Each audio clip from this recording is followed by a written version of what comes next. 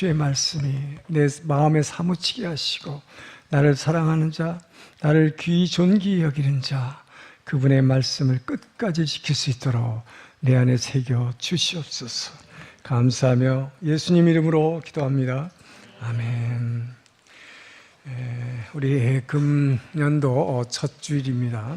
여러분이 이 첫 해를, 첫 주일을 맞이하면서 어떤 결단을 가지고 한 1년을 우리가 주님 앞에 섬겨나가야 할지 결단하는 시간 됐으면 감사하겠습니다. 최근에 여론조사를 젊은이들 상대로 약 1000명을 대상으로 여론조사기관에서 앙케이트 조사를 했다고 그래요. 당신이 지금 제일 원하는 게 무엇인가?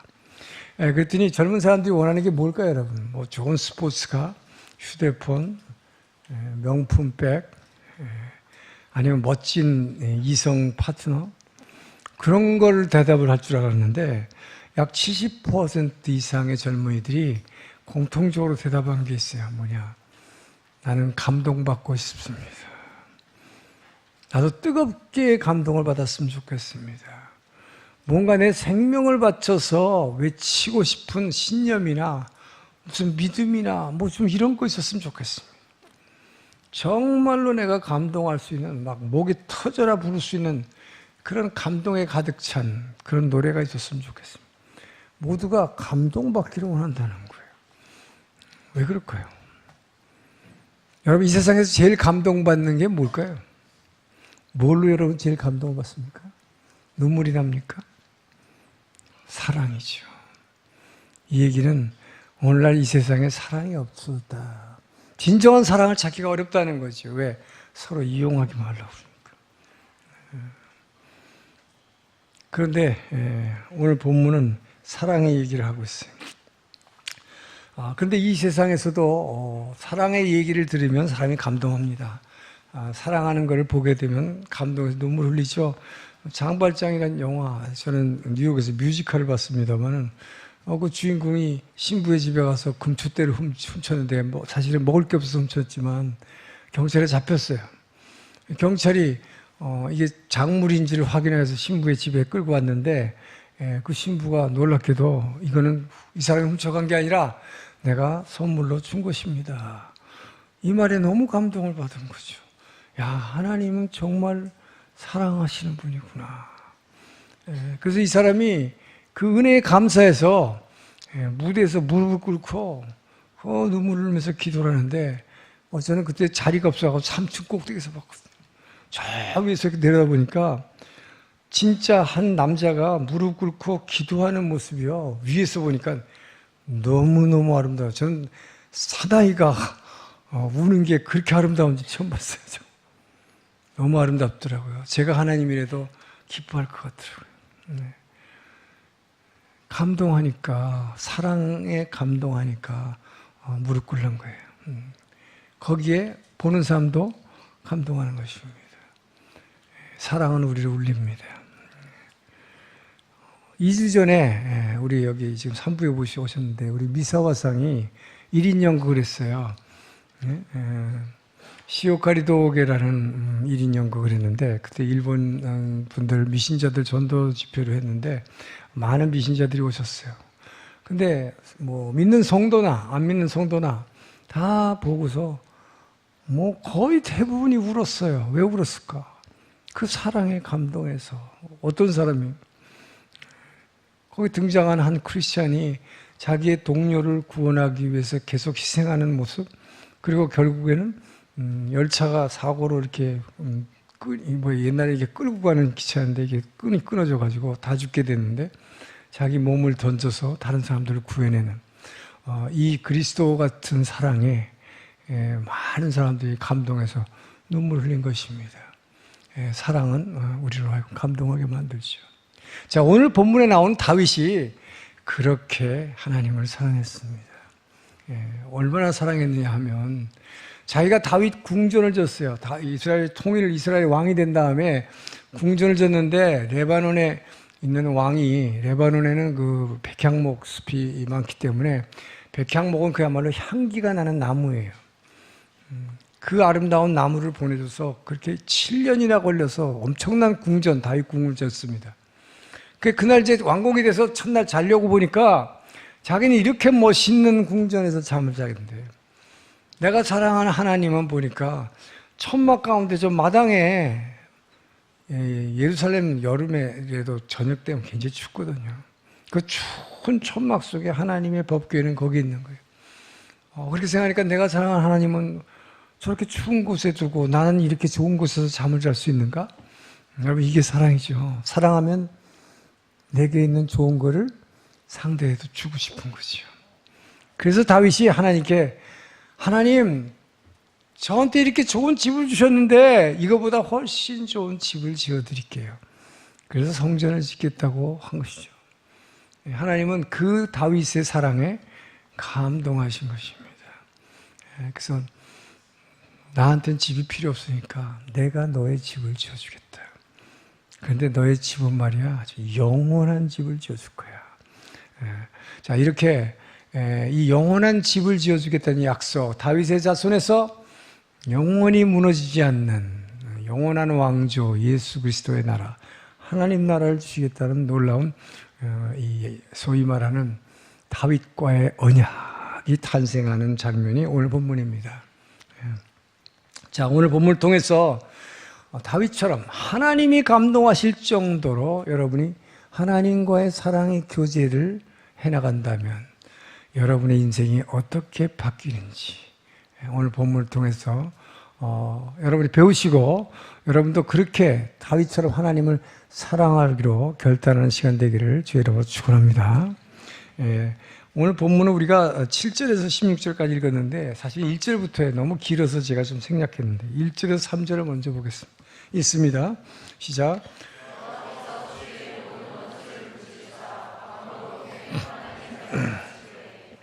왕이 선지자 나단에게 이르되 볼지어다 나는 백향목국에 살거늘 하나님의 교회는 휘장 가운데 있도다. 나단이 왕께 이르되 여호와께서 왕과 함께 계시니 마음에 있는 모든 것을 행하소서. 하나님을 사랑하면 내게 있는 좋은 거를 하나님께 드리고 싶어지는 거죠. 여러분 정말 하나님 사랑합니까? 여러분에 있는 게 가장 좋은 게 뭐예요? 하나님께 드리고 싶은 마음이 있습니까? 만약에 없으시면 오늘 말씀에 은혜 받고 정말 나도 하나님 사랑하겠다 결단하시길 축원합니다. 여러분, 내가 누구한테 꼭 필요한 존재가 된다는 거, 이것보다 더 좋은 일이 있을까요? 누구한테 꼭 필요한 존재가 된다는 거, 이 이상 행복한 일이 있을까요? 근데 그것도 뭔가 여러분이 뭘 열심히 해서 상대방에게 필요한 존재가 되는 게 아니라 단지 사랑하면 되는 거예요. 단지 사랑하면 된다. 하나님께도 그렇습니다.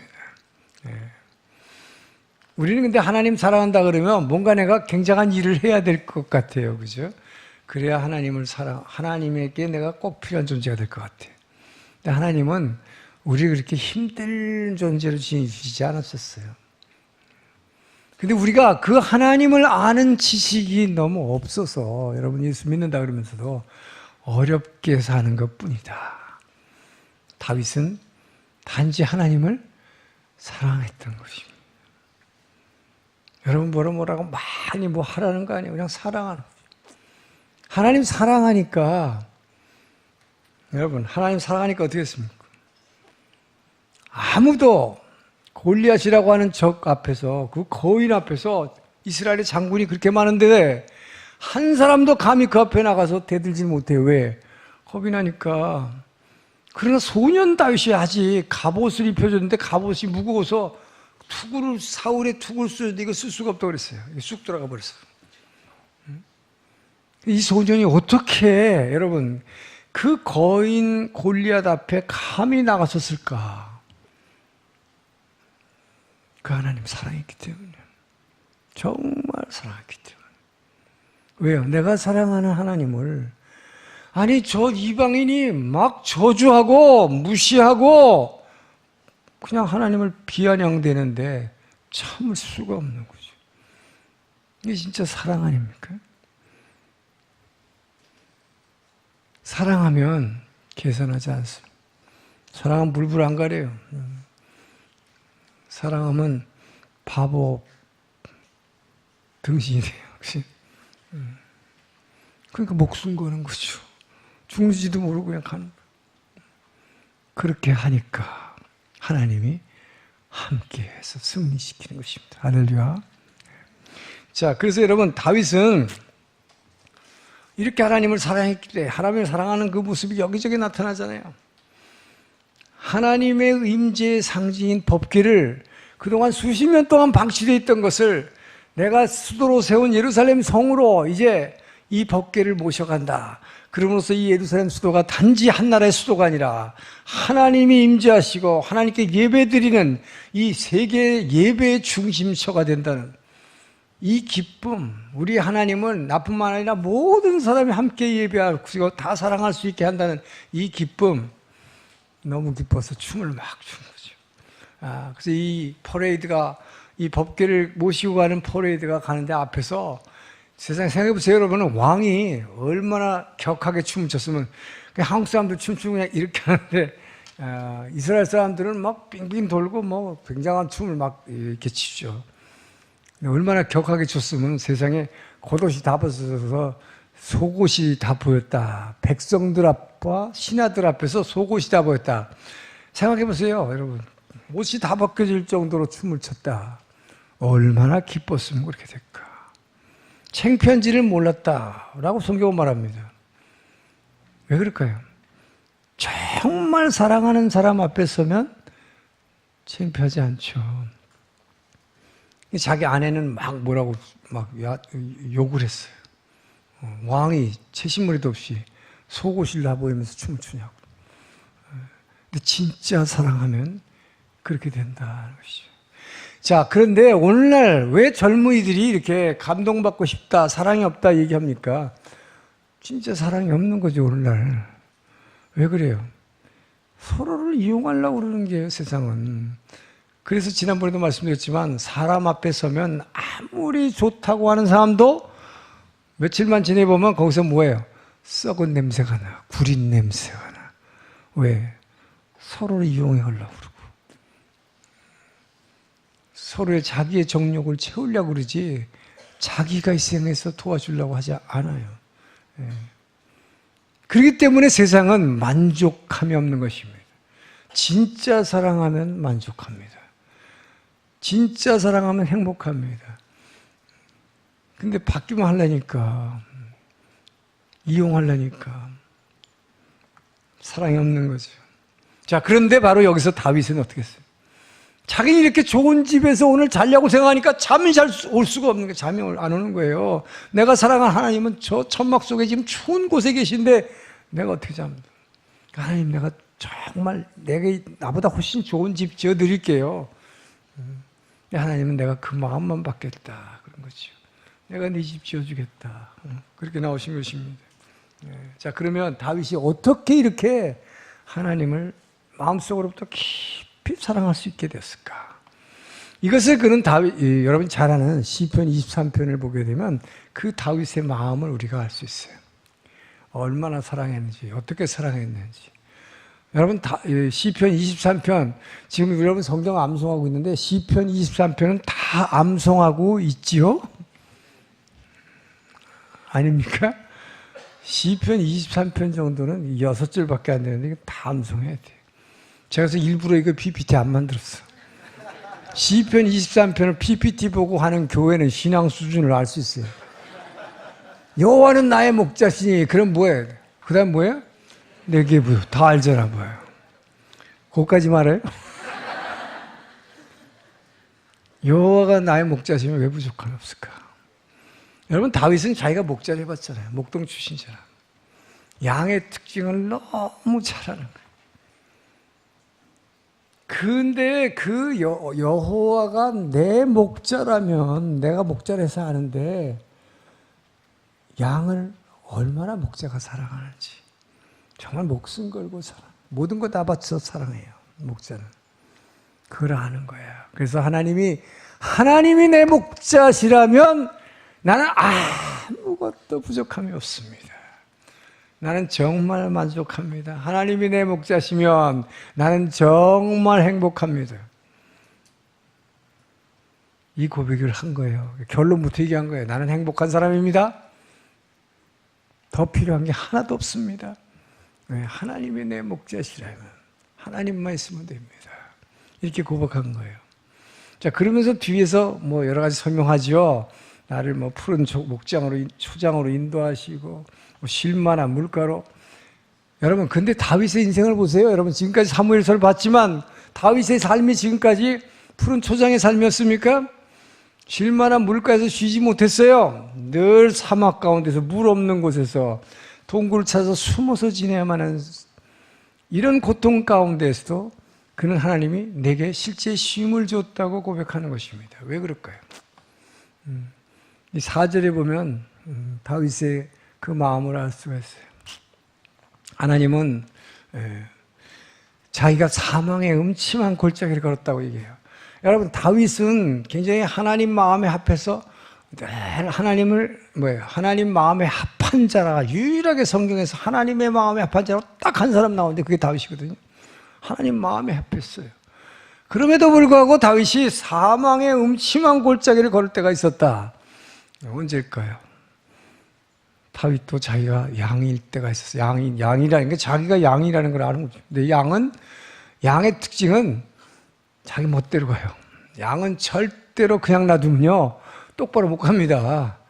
이쪽으로 삐뚤어져서 가지. 양은 눈이 아주 안 좋아요. 제가 뉴질랜드에서는 양을 조금 아는데, 양을 보면 눈이 굉장히 작아요. 잘 안 보여요. 시력이 굉장히 약합니다. 똑바로 가지 못해. 목자가 끌고 가지 않으면 절대로 똑바로 가지 못해. 항상 옆으로 길에서 비껴나요, 양은. 자, 그래서 목자는 늘 막대기하고 지팡이를 갖고 있는 거야. 이 막대기가 지팡이가 어떻게 해요? 양이 길에서 벗어나면 때리는 거지. 자, 그래서 내가 사망의 음침한 골짜기를 걸지라도 해를 두려워하지 않는 것은 하나님의 지팡이와 막대기가 나를 안위하신다는 것, 나의 위로가 된다는 얘기인데, 그게 왜 위로가 돼요? 자기를 때리는 건데. 지금 다윗도 죄를 졌습니다. 밧세바가 간음했어요. 그 남편을 유부녀니까 남편을 살인죄를 졌어요. 자, 죄를 지니까 어떻게 돼요? 양이 목자에서 떠난 거죠. 다윗도 자기가 양일 때 목자에서 떠난 적이 있어요. 그러니까 어떻게? 하나님께서 막대기로 치신 거예요. 치신기니까 어떻게 합니까? 자기 아들 압살롬이 반역을 일으켜가지고 죽이겠다고 달려드니까 궁중에서 쫓겨났어요. 그것도 비가 막 내리는데 맨발로 쫓겨났어요. 도망가면서도 언제 죽을지도 모르는 정말 하염없는 피난길을 가는 거예요. 그러면서도 다윗이 두려워하지 않았다는 것이요. 사망의 음침한 골짜기를 걷고 있는데 왜 그랬을까? 목자의 성격을 알고 있고 양의 성격을 알기 때문에. 내가 길에서 목자에게서 떠났지만 이것을 지금 내가 이 고통받는 건 지금 죽을 것 같죠. 이제 내 인생 끝난 것 같죠. 왕국에서 쫓겨났고 아들이 죽이려고 군사를 쫓아오고 있고. 그러나 이것을 두려워하지 않는 것은 목자가 이것은 반드시 이 양을 제 길로 돌아오게 하려고 이거를 치시는 것이라는 걸 알았기 때문에, 그 사랑이라는 걸 알았기 때문에 이것이 진짜 나를 끝장내기 위해서 나를 죽이시려고 이렇게 하는 게 아니라는 걸 알기 때문이다. 그래서 그 목자가 나를 치시는 거, 여러분이 고통받을 때, 고난이 왔을 때 이것이 하나님을 내게 다시 목자에게서 떨어져 간 나를, 하나님께서 떨어져 간 나를 바른 길로 돌이키시려는 그 하나님의 막대기로 생각한다면 이것이 오히려 위로로 삼기를 주님 축원합니다. 다윗은 그렇게 고백한 거예요. 근데 그거보다도 더 시편 23편의 클라이맥스는 마지막 6절이에요. 자기가 죄를 짓고 하나님 목자의 곁을 떠났어요. 그럼 죽음의 길로 들어선 거예요. 양은 목자의 길에서 떨어지면 그건 죽는 거예요. 살아날 수가 없어요. 그랬는데, 그래서 자기가 사망의 골짜기를 걷고 있는데 놀라운 것은, 그러면 주인이 어떻게 돼? 목자가 채찍을 갖고 막 찾아내. 이놈의 자식 어디서 숨었어 이거? 이 세상에 영화에 나오는 거 아니에요? 응? 그런데 채찍이 자기를 막 쫓아와야 돼. 자기가 죄 짓고 달아났으니까. 그런데 결론은 뭔지 알아요? 시편 23편은. 여호와의 선하심과 인자하심이 영원토록 나를 따르리니. 아, 이게 뭐예요? 내가 죄 짓고 사망의 음침한 골짜기로 도망가고 있는데 나를 따라오는 거, 추격해오는 게 있어. 뭐가 따르고 있어요? 하나님의 선하시고 인자하심이에요. 우리말로 그렇게 번역했지만 일본말로 하면 이츠쿠시미 또 메구미예요. 하나님의 긍휼하심이 나를 따라. 난 죄 짓고 사망의 음침한 골짜기로 지금 죽을 곳을 걷고 있는데 몽둥이를 갖고 쫓아오는 게 아니라 하나님의 긍휼하심이 나를 쫓아와. 나를 놔두지 않고 끝까지 쫓아오고 있어요. 하나님의 은혜가 나를 쫓아오는 거예요. 나를 두드려 패려고 쫓아오는 게 아니라 징계가 나를 쫓아오지 않는다. 아, 이게 얼마나 은혜입니까? 자기는 목자를 떠났어. 죽음의 골짜기를 지금 다니고 도망가고 있는데 하나님은 긍휼히 여기심으로 이 죄 지은 나를 오히려 불쌍히 여기시고 내 앞에 내가 어디를 가든지 끝까지 쫓아오고 계신다. 무엇로? 긍휼하심으로 나를 쌓아주시려고. 은혜로 내 죄를 이 보혈로, 오늘 성찬에서 이 보혈로 나를 덮어주시려고 끝까지 나를 쫓아오고 계신다. 나는 그 사랑을 알지 못했지만 그분은 내가 죄 짓는 현장에도 나와 함께 계셨구나. 내가 밧세바하고 간음하는 현장에도 그분이 나와 함께 있었고, 그분은 긍휼히 여기시고 눈물을 글썽이면서 그 자리에 계셨고, 내가 그 우리아를 죽일 때에도 그분은, 나는 사람의 피를 받지만 그분은 보혈의 피로 나를 덮으시고 은혜로 나를 쫓아오셨구나. 전 여러분이 그 사랑을 깨닫기를 주의로 축원합니다. 이렇게 사랑을 깨닫고 나면 목숨 걸고 사랑하는 거예요. 네. 여러분, 그래서 저는 제가 북경에 있을 때 청년부 성경을 가르쳐서 이제 성경을 가르치려고 막 이제 성경 공부를 시작을 했어요. 그런데도 제가 이제 북경에 가기 전에 결심을 했거든요. 제가 옛날에 제네바 가면서 스위스를 갈 때 담배를 끊었어요. 담배를 너무 많이 피는데 스위스라는 이 좋은 환경을 가면서도 여기서도 담배 못 끊으면 내가 이제 평생 못 끊는다. 근데 내 의지로 끊으려는데 안 됐고 결국은 신앙으로 끊었어요. 그런데 이제 북경으로 갈 때는 제가 죄인임을 깨닫고 이제는 뭔가 열심히 성경을 배웠으니까 서울에서 이제는 거룩한 삶을 살아야겠다. 그러려면 술을 끊어야겠다. 그래서 제 마음속으로 결심을 한 거예요. 이제 술을 안 먹기로. 북경에 갔는데 중국에 이제 수교한 지 중국하고 얼마 안 됐어요. 그랬더니 막 한국에서 대표단이 엄청나게 국회의원, 그다음에 뭐 학계 교수들, 그다음에 이제 각 뭐 이 큰 대기업이 진출하기 위해서 뭐 각 경제 사절단을 하루가 멀다고 오는 거예요. 그런데 이 정무공사라는 게 이제 대사관의 넘버 2인데 대사가 직접 그런 건 안 하니까 저녁 먹여줘야 되는데 저녁만 먹여갖고 안 됐고, 중국에 오면 사람들이 꼭 뭐 2차를 하자고 그래. 술집에 가는 거예요. 근데 그거를 정무공사가 해야 돼. 그런데 저는 술 안 먹기로 이제 경건한 삶을 살겠다고 결심하고 간 사람 아니에요. 근데 중국 가니까 그게 힘들더라고요. 맨날 오는 사람마다 술 타령이야. 그래서 다른 무엇보다도 저희는 특히 이제 이 기자들, 특파원단들을 이제 대사관에서 늘 상대를 해야 되기 때문에 여기 혹시 기자 계신지 모르겠지만 기자분들이 나쁜 구세가 있어요. 하여튼 이 공무원들 관계라 그러면 무조건 제일 약하다고 생각하고 자기네 기사 한 번 쓰면은 꼼짝 못해.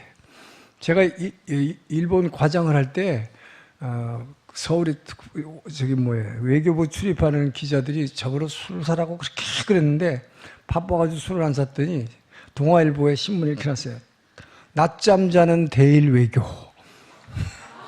그냥 청와대에서 전화 와서 뭐 엄청 깨지는 거죠. 그 사람들이 그런 약점을 하니까 늘 술 대접을 해야 돼. 그래서 할 수 없이 이제 특파원들하고 제가 저녁 식사를 하고 술집에 갔어요. 근데 난 술 안 먹기로 했으니까 그냥 자기네끼리 폭탄주를 만들어서 막 돌리는데 저는 계속 거부를 했어요. 안 마신다고. 옆에 뭐 8잔 있어요. 그랬더니요, 그 중에 한, S 뭐 들어가는 테레비 특파원이, 술이 좀 올라가지고, 세상에 죄송합니다. 이게 설교 시간에 목사가 이런 얘기 했어요. 그 룸사롱인데, 거기에, 테이블 위에 신발 신고 뻘떡 올라가는 거예요. 그래서 술병을 들고 휘둘리면서 저를 막 욕하는 그 자리에서. 뭐 이런 게 뭐 나라를 대표하는 외교가 뭐 어쩌면서 뭐 얼마나 욕을 하고 무시를 하고 막 그 자리에서 막 모욕을 하는지 웬만하면 저도 뚜껑 열릴 텐데 제가 그래도 경건한 이제 크리스찬으로 살아가겠다고 술도 끊고 하려고 있는 사람이 뭐 참아야지. 근데 이 사람이 뭐 얼마나 하여튼 뭐 난장판을 만들어 놨어요. 그러면서 내가 대사관 술 안 먹어도 된다 그러면서 나 돈 많다고 여기서 만 원짜리가 아니라 그 당시 달러를 갖다가 확 뿌리더라고요. 제가 그 일이 있고 나서 속으로 생각을 했어요. 이거 내가 너무 율법적으로 하는 거 아닌가? 술을 안 마시려고. 그러니까 지혜롭게 해야 되는데, 그러니까 어차피 뭐 직업상 내가 어쩔 수 없으니까 한 잔만 마시자. 그래서 그 다음날 국회의원단이 왔어요, 또. 이분들은 저녁만 먹으면 절대 안 된대. 술을 먹어. 2차를 가야 된대. 그래서 이제, 주님, 어떡합니까? 이럴 땐 제가 할 수 없으니까 한 번만 봐주십시오. 폭탄주 돌 때 한 잔만 탁 마셨어요. 그러고 났더니요, 그 다음날 2잔 마시게 되고, 그 다음날 3잔 마시게 되고, 다시 옛날로 돌아가 버리는 거예요. 근데 그 당시가 어떨 때냐. 제 윗속에, 밑에서 이게 종량이, 여러분, 동굴 가면 종류석 있죠? 이렇게 종류석, 이렇게 뿔같이 나는 종류석. 똑 그렇게 생겼더라고. 이 종량이 처음에 위 안에 조그맣게 생긴 게 이게 막 자라가가지고 염소뿔처럼 자라가지고 위가 이렇게 생겼으면 밑에서 자라가지고 이렇게 종류석처럼 올라가지고 위장 위에 뚜껑을 뚫고 나왔어요. 이게 위암 말기에 확 퍼지기 시작하는.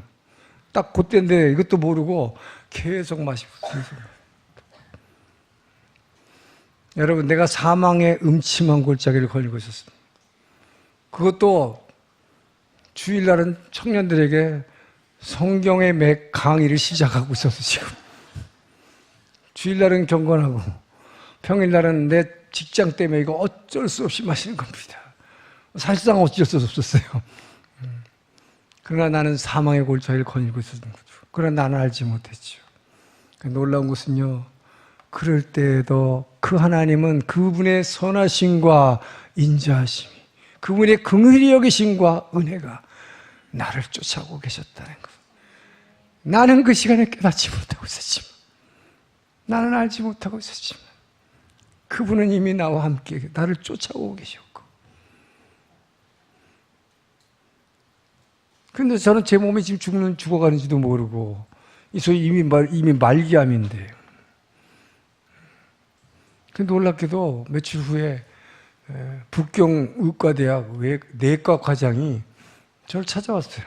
자기 아들 서울대학 의과대학 박사과정 유학시키려고 비자를 내려왔는데, 자기가 잘 아는 교육관이 그날 없기 때문에 리셉션 때 저하고 뭐 명함을 이렇게 교환한 적이 있다 그러면서 비서한테 찾아왔길래 제가 원래 약속 안 하면 안 만나주는데 그날 좀 시간이 괜찮아서 만나드렸어요. 그래서 비자를 도와드렸더니 중국 사람들이 당시 비자 내기가 너무 힘든 시절이었기 때문에 이분은 너무 감사하니까 제게서 자꾸 병을 찾아내려고 그러는 거 앉아가지고 차 한잔 마시면서 앙케트 조사하는데 뭐 물어보기 시작하는데 난 바빠서 빨리 이분이 차 마시고 갔으면 좋겠는데 계속 끈질기게 물어대는 거예요. 나 제가 굉장히 건강했거든요. 괜찮다고 그냥 가시라고 이제 차 다 드셨지 빨리 가시라고 제가 그랬어요. 그러니까 이분이 나가려고 이러다가 일어나면서 그러면 공사님은 소화제도 안 드시나 보죠? 그러더라고요. 약을 안 먹냐는 거예요, 저보고. 그래서 나 아무것도 안 먹는다고. 비타민도 안 먹는다고. 그래도 이렇게 건강하다고. 근데 소화제를 먹는다니까 또 주저앉는 거야, 나가려다가. 그러면서, 그러면 일주일에 몇 번이나 드세요? 그래서, 일주일이 아니고 소화제 안 먹는 사람 어디 있어요? 대한민국에 한 달에 한두 번 뭐 속이 안 좀 먹죠. 그랬더니 벌떡 주저앉더니 이러면서, 그렇다면 내일 무조건 우리 병원으로 오세요. 그러는 거예요. 그래서 내가 얼마나 바쁜 사람인데 병원을 가요? 속으로 그랬죠. 근데 이분이 나가면서 뭐라 그러냐면, 안 오시면 나중에 후회하실 것입니다.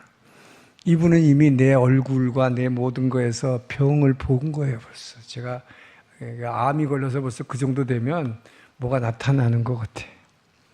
그분은 알았던 것 같아요. 그러니까 저한테 그렇게 집요하게 물어보죠. 안 가려고 그러다가 그 말이 문득 생각났어. 안 오시면 후회할 겁니다. 그 말 때문에 제가 갔다가 거기서 내시경 검사를 해봤더니 이게 이렇게 올라와 있더. 우리는 알지 못하나. 하나님이 그때 그분을 안 보내셨다면 이게 뭡니까? 그분은 그 하나님의 선하심과 인자하심, 내 사망의 음침한 골짜기를 걷고 있어 나는 알지 못하나. 그분은 나를 따라오고 계셨던 거예요.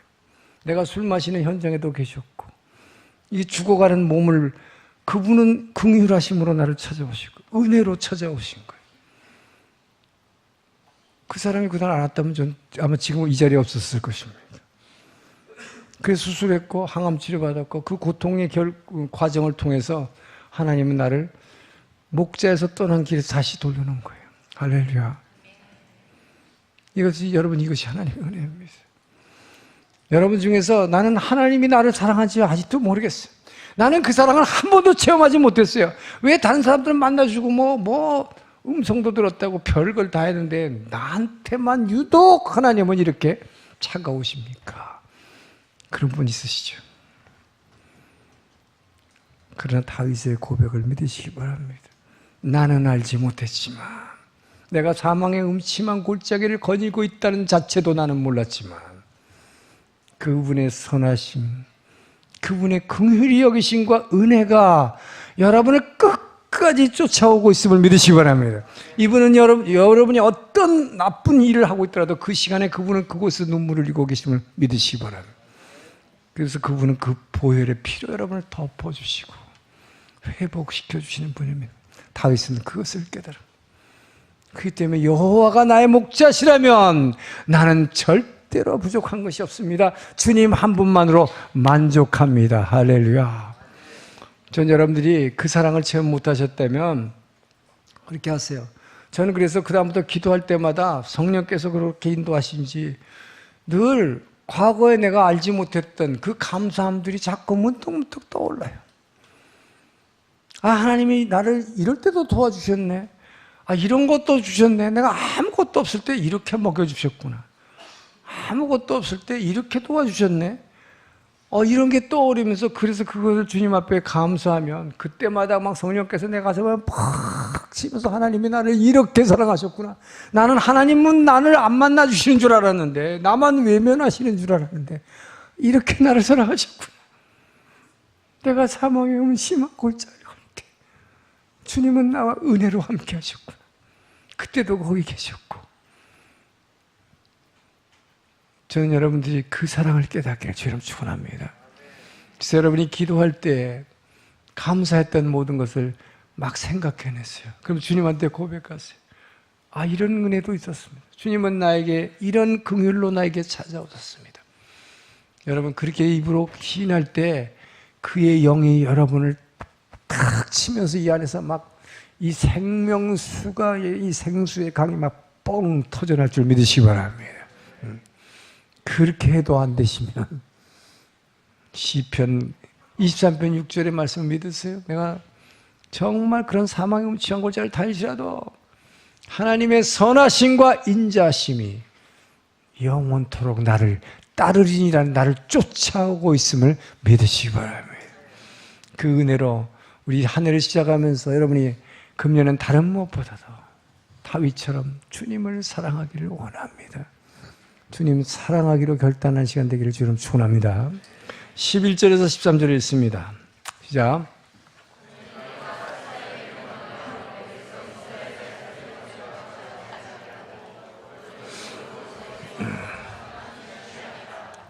여호와가 또 내게 이르노니 여호와가 너를 위하여 집을 짓고 내 수완이 차서 내 조상들과 함께 누울 때 내가 내 몸에서 날 네 씨를 내 뒤에 세워 그의 나라를 견고하게 하리라.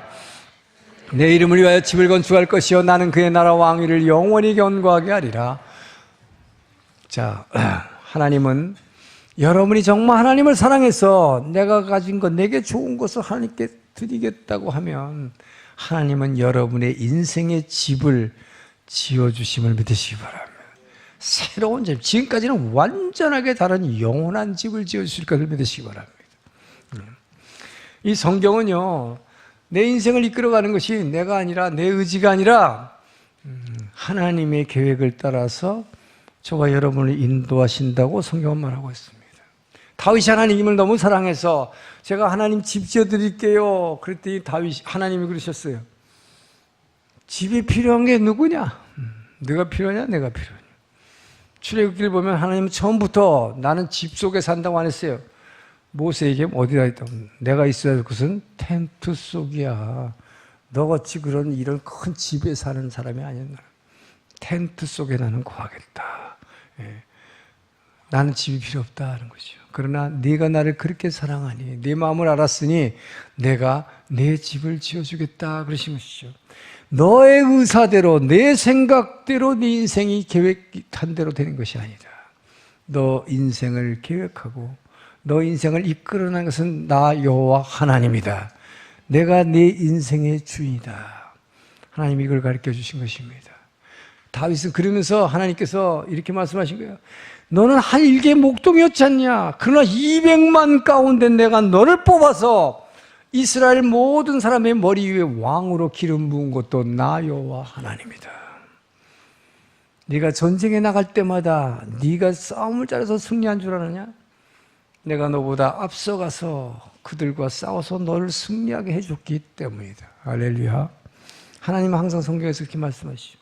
가나안 땅을 정복할 때도 내가 너보다 앞서가서 가나안 7 족속을 내가 멸한 다음에 이 땅을 너에게다 주겠다고 그랬지, 너희가 가서 싸워서 쟁취하라고 하지 않았어요. 여리고성을 잠깐 빙빙 돌았더니 무너진 겁니다. 하나님이 하신 거예요. 할렐루야. 그러면서 하나님이 나단 선지자를 통해서 약속하신 것입니다. 이제 내가 너를 어떤 이스라엘의 왕보다도 가장 위대한 왕으로 만들어주겠다. 너만 축복하는 것이 아니라, 왜? 네가 나를 그렇게 사랑하기 때문에.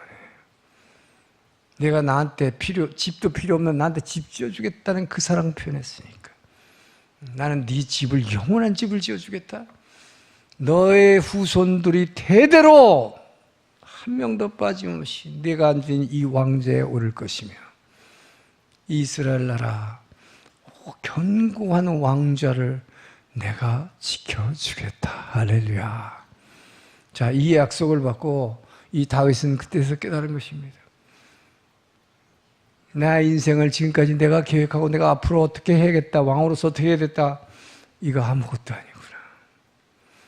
내 계획과 내가 꿈꾸는 것보다 상상할 수도 없는 놀라운 내 인생의 계획을 갖고 계시는 하나님. 나는 내 시대만 생각했는데 하나님은 내 자자손손 내 후손까지도 이미 계획하고 계시는 그 하나님, 이 왕 이스라엘이라는 왕위를 어떻게 지켜나가실지를 말씀하신 그 하나님 앞에 완전히 무릎을 꿇은 거예요. 그래서 자기가, 여러분 생각해 보세요. 여러분 같으면 어떻게 했어요? 다윗은 17살 소년 때부터 왕이 된 이후까지 자기의 기도 제목이 하나라고 늘 얘기했잖아요. 오직 나의 소원은 이거 하나입니다. 뭐였어요? 하나님 앞에 성전 짓고 거기서 매일 예배 드리겠다는 거잖아요.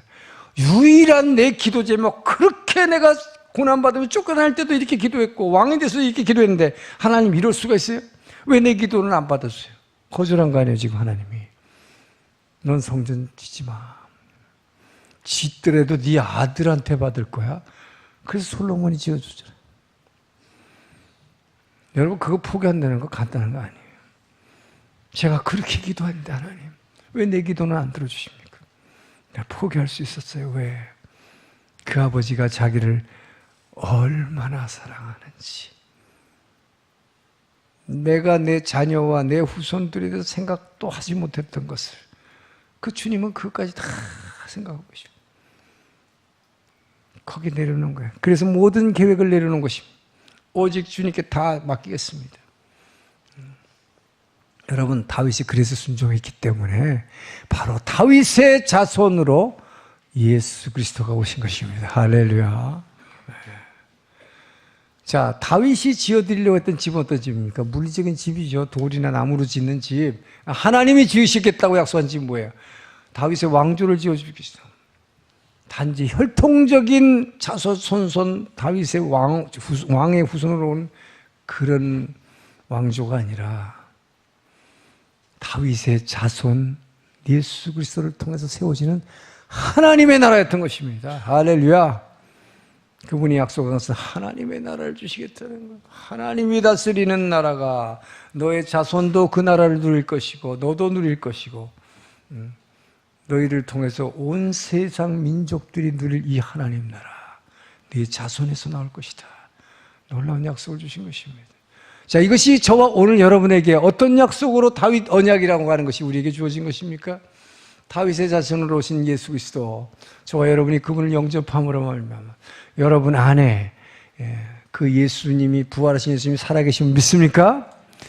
자, 바로 여러분 안에 계신 성령으로 말미암아 그 예수 그리스도 안에서, 그 면도표가 뭐예요? 그리스도가 내 안에, 내가 그리스도 안에, 여러분을 그리스도 안에서 그 성령께서 여러분 안에서 지어나가시는 그 집, 이 영원한 거룩한 집, 이것이 하나님의 나라를 주시겠다는 약속임을 믿으시기 바랍니다.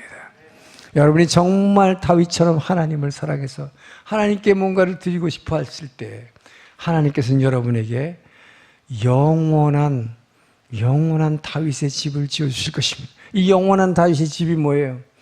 예수 그리스도를 말미암아 그리스도 안에서 여러분 안에 지어지는 하나님 나라입니다. 이 하나님 나라가 뭐예요? 다른 말로 하면 천국이에요. 여러분 안에 지어지는 그 천국, 여러분이 정말로 하나님을 사랑해서 뭔가를 드리고 헌신하고 하실 때 여러분의 마음속에서는 천국이 누려지는 거예요. 할렐루야. 하나님은 바로 그 약속을 주신 거예요. 그렇기 때문에 여러분 정말 하나님 사랑하지 않겠습니까? 그 사랑할 때 그분께서 정말로 여러분이 날마다의 삶이 이제와는 너무나 다른 세상의 환경이 좋아져서가 천국이 아니라 초막이나 궁궐이나 내 주 예수 모신 곳이 그 어디나 하늘나라. 할렐루야.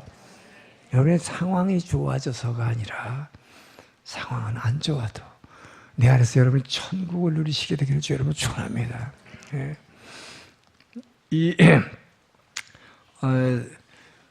시카고의 어느 주일학교에 어떤 불량 소년이 하나 나타났어요. 이 소년은 막 얼굴에 보니까 막 적대심으로 꽉 차 있었습니다. 왜? 자기 아버지가 뭐 술주정뱅인데 알코올릭인데 매일 와서 두드려 패는 거예요. 그냥 막 다 부시고. 그러니까 막 사람만 보면 막 처음 무섭고 막 두려움에 가득 차서 막 적대감으로 꽉 차 있어요. 거기다가 돈도 없어서 옷도 없고 뭐 거지 같은 아주 누추한 옷을 입고 냄새까지 풍기며 교회에 나타나니까 아무도 그에게 관심을 가지지 않았습니다.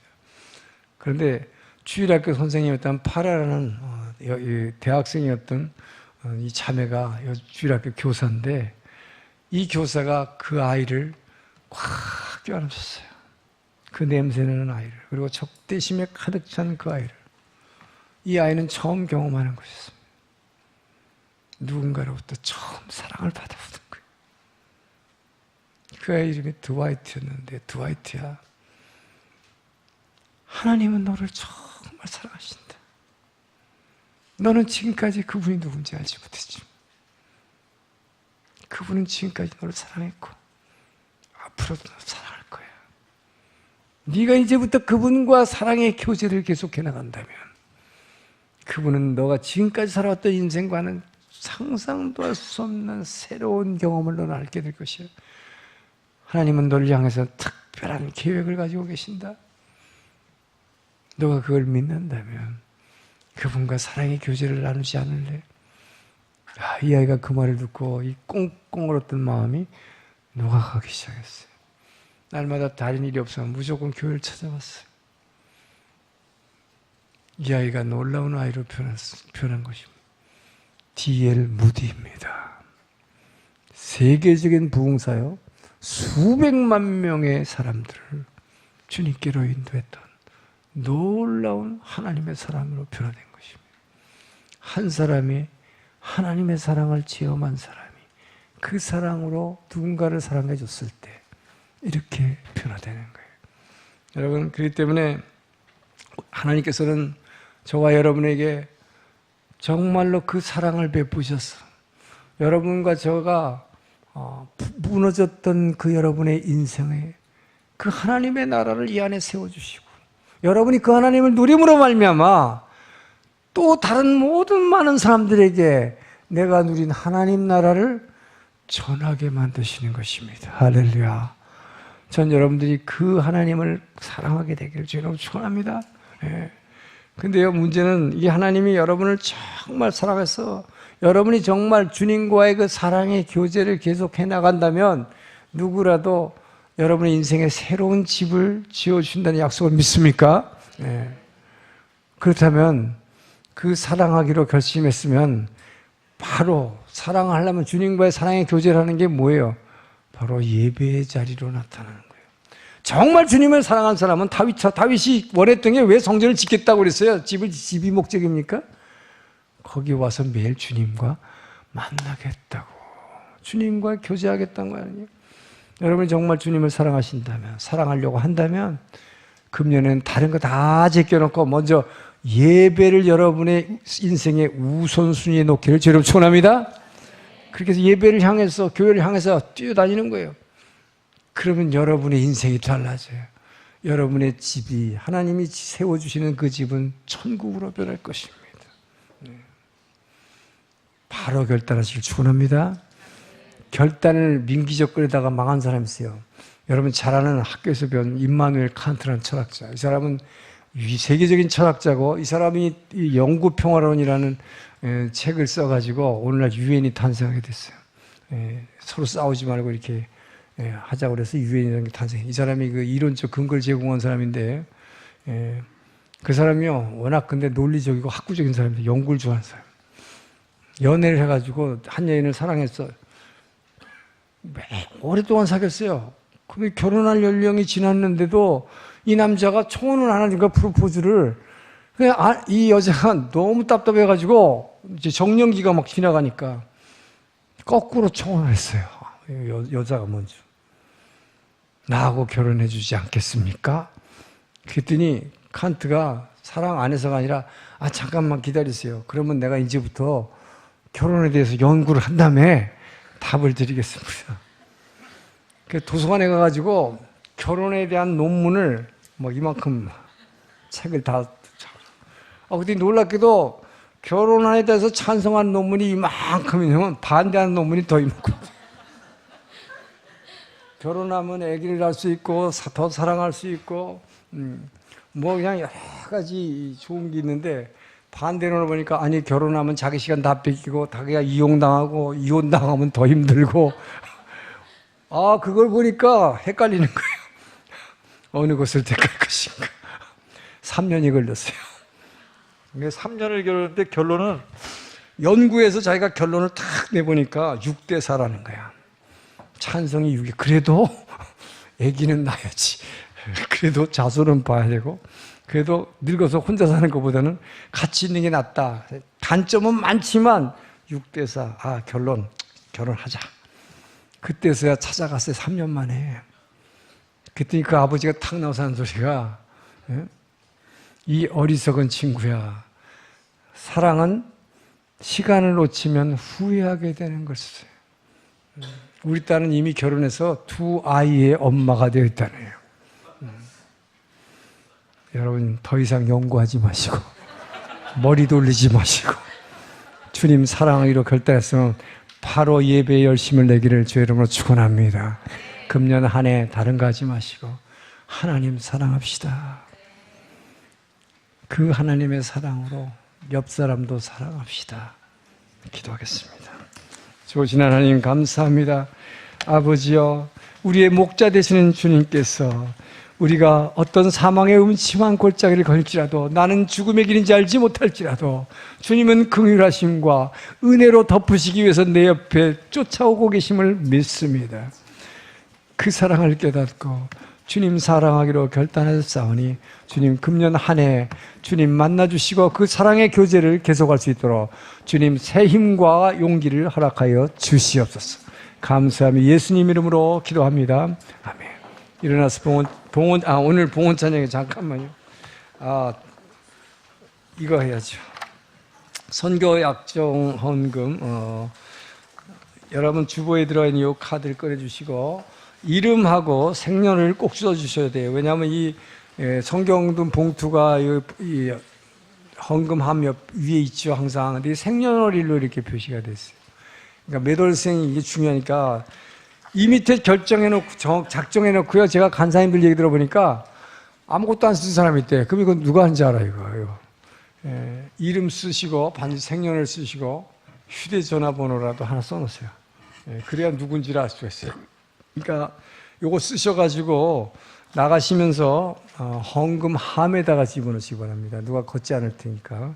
오늘 결정 못 하시는 분은 다음 주까지 기회를 드리니까. 자, 우선 우리 특순 활동 안에 여러분 기재하시기 바랍니다. 연필 없는 분은 손 드시면 뒤에서 갖다 주실 거예요. 자.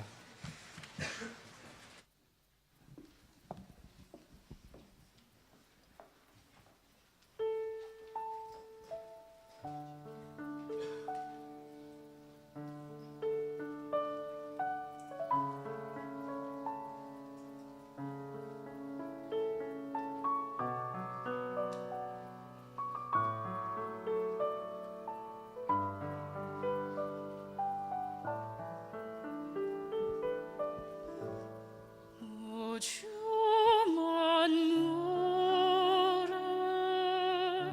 창조하시고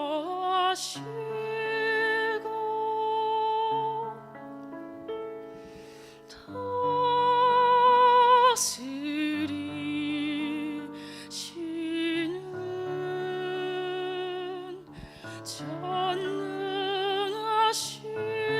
전능하시고 자비하신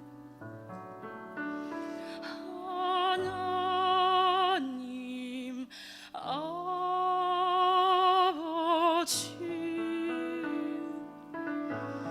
우주 만물을 창조하시고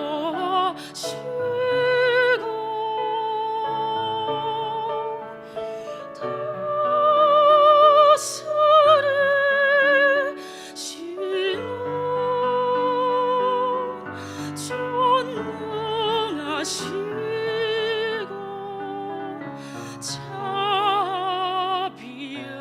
자비하신 하나님 아버지 주의 모든 것을 당신께 바치오니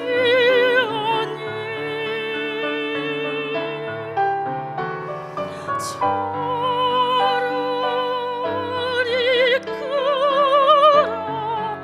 주소서 저를 이끌어 주소서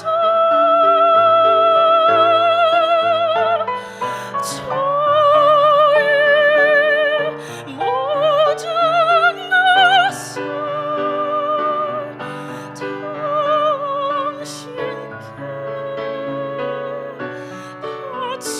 바치오니 저를 이끌어 주소서 저를 이끌어 주소서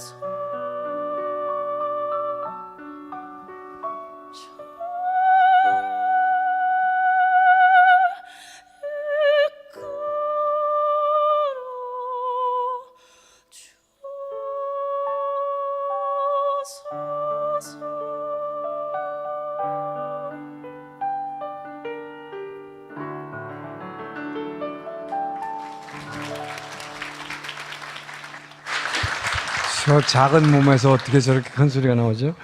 예, 감사합니다. 예, 다 일어나서 봉헌 찬양하겠습니다.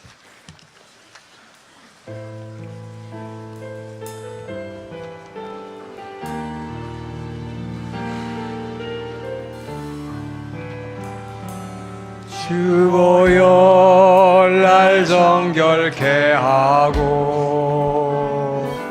주보혈 날 자유케 하니 주 앞에 나 예배하느니 시간 나의 모든 것을 주께 드리네 주의 손 날 위해 지키셨고 주의 말 날 위해 맡기셨으니 이제는 내가 사는 것이 아니요 오직 주를 위해 사는 것이라 주의 손에 나의 손을 포개고 또 주의 발에 나의 발을 포개고 주와 함께 죽고 또 주와 함께 살리라 영원토록 주 위에 살리라 주의 손에 나의 손을 포개요 또 주의 발에 나의 발을 포개요 주와 함께 죽고 또 주와 함께 살리라 영원토록 주 위에 살리라 주 위에 살리라 우리의 좋은 목자 되시는 주님을 찬양합니다. 주님의 은혜에 감사해요. 우리보다 더 좋고 우리가 꿈꾸고 계획하는 것보다 비교도 안 되는 멋진 계획으로 우리의 인생과 우리의 영원한 미래를 우리의 집을 지어주시는 그 주님의 은혜에 감사하여 우리가 허락하신 물질을 구분하여 주의 제단에 올려드립니다. 드린 손길들 기억하여 주시고 아버지여 그들의 필요와 비어있는 곳들을 채워 주시옵소서. 마음의 아픔을 싸매 주시고 위로하여 주시고 육신의 질병을 고쳐 주시옵소서. 우리가 드린 헌금이 1번 10도로 변하시는 이 길에 귀히 쓰임받을 수 있도록 기름 부어 주시옵소서. 이제는 우리를 사랑하시고 구원하신 예수 그리스도의 은혜와 아버지의 그 크신 사랑하심 성령 하나님의 감동, 감화, 교제, 교통하심이 오늘의 말씀을 듣고 다윗처럼 하나님을 사랑하기로 결단하였으나 우리가 사랑할 수 없고 오직 주님의 그 사랑의 터치를 기다리며 이제 한 해는 다른 무엇보다도 예배를 사모하고 주님과의 사랑의 교제를 결단하고 나아가는 주의 백성들 머리 위에와 주변에 구원받아야 할 이웃 주민들 위에 모든 선교사님들 위해 이제로부터 영원토록 함께 하시기를 간절히 축원하옵나이다. 아멘.